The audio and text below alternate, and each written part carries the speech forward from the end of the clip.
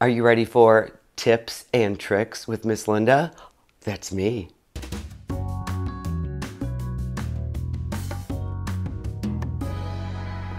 All right, tip time. And what is Miss Linda doing with this old reusable packing bag? We'll find out in just a moment.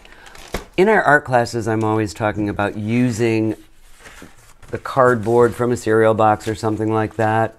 I want to teach you how to store them and how to look for ones that will serve both as colors and as parts of the artwork itself. Like when we did our rubbings, this is a perfect thickness.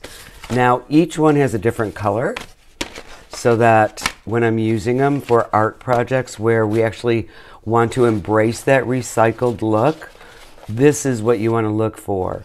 Stack them up, make sure they're flat. You don't want to try to save a bunch of boxes that are the full size of a box. Nobody around you in your household will be happy. Then cardboard, Miss Linda loves to use the cardboard. Different thicknesses, different sizes. Nothing bigger than this or this is necessary. Things will be cut down. You don't need a pile bigger than this. You can always get more if it runs down. This you want to rubber band if you can. I have these great big purple rubber bands.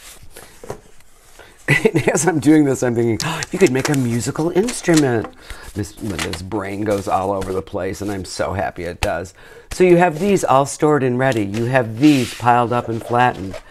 You can also use, this is the back piece of a pad of watercolor paper. Super thick, super durable, difficult to cut, but you might need it for something, even if it's just going to be that cushion when you're drawing. A file folder that you're repurposing.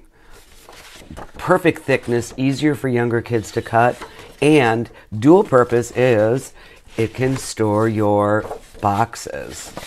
So you have these all piled up, and here comes a recycled bag. It even says recycle. There you go. Pick them up, put them in, store them. I gotta puff this up so I can slide them in. Store them in a spot that's not in anyone's way, but where you know it can be. Another type of paper that you might want to store and keep organized. I have a bigger box, but I'd like to show you how I store my pieces of paper that I may use. Too big to throw away. Too small to use on their own, but they serve a purpose. Look at, there's gold in there. Look at this fancy green. Some colors I save just because they're unique. Even some that are shaped like this. Rubber band them together, color code them, store them in your box, keep them with your art supplies or somewhere out of the way, and you will always be prepared for our lessons.